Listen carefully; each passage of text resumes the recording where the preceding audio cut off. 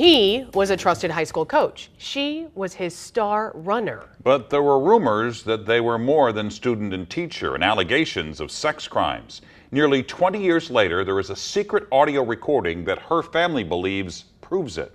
5 on Your Side's Casey Nolen has the story of their search for justice in tonight's cover story.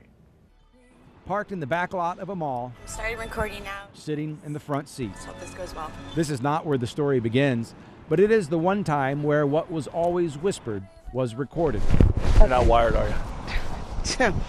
Even if only one of them knew that's what was happening. And I started thinking about things with us because It had taken Emily Morris nearly 2 decades to confront this story and the man in the front seat with her. Nobody believed Emily. Her family says it started when Emily was at the most 16. James Wilder was 29 and her cross-country coach at Lindbergh High School. They say their relationship started with Wilder as her mentor. She was very, very innocent, and she thought things were funny, and she thought life was fun. Emily was good at cross-country and Wilder good at coaching. He was loved. He was. Oh, he was revered. There were people who loved him, who admired him. But as the pair spent more time together, after practice, on out-of-town team trips, the rumors spread. This kind of stuff, if we were the same age, would have been no problem. But now I had no idea. I felt like a flustery little kid. There were times I did not want to do anything because I just didn't think it was what we should do, but we do it anyway. Yeah. And part of you're persuasive.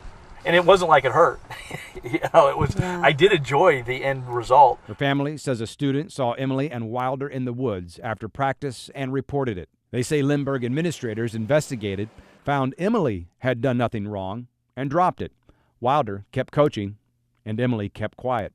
Her mother says she now sees there were signs the stories were true. It was as though somebody had turned off who she was and substituted a person I didn't know. Do you know why she changed? Now I do. At the time, I didn't. The rumors became a running joke around school.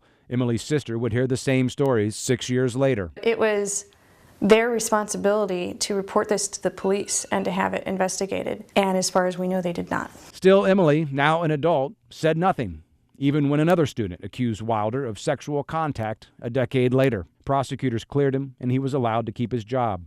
At the same time, her family and friends say Emily's life spiraled into alcohol and depression. I can say that most of her turmoil throughout life started because of this. In 2013, it was the story of another friend's daughter, also coached by Wilder, that finally made Emily want to come forward. And the daughter came home and told the mom that she didn't like the way that Coach Wilder had touched her today.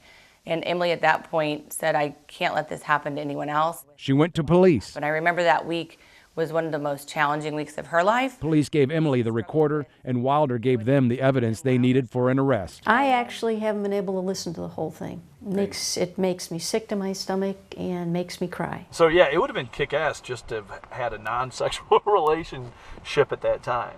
Now, was it electric at times? Heck yeah. I always want you to know that I was there to protect you, not to harm you.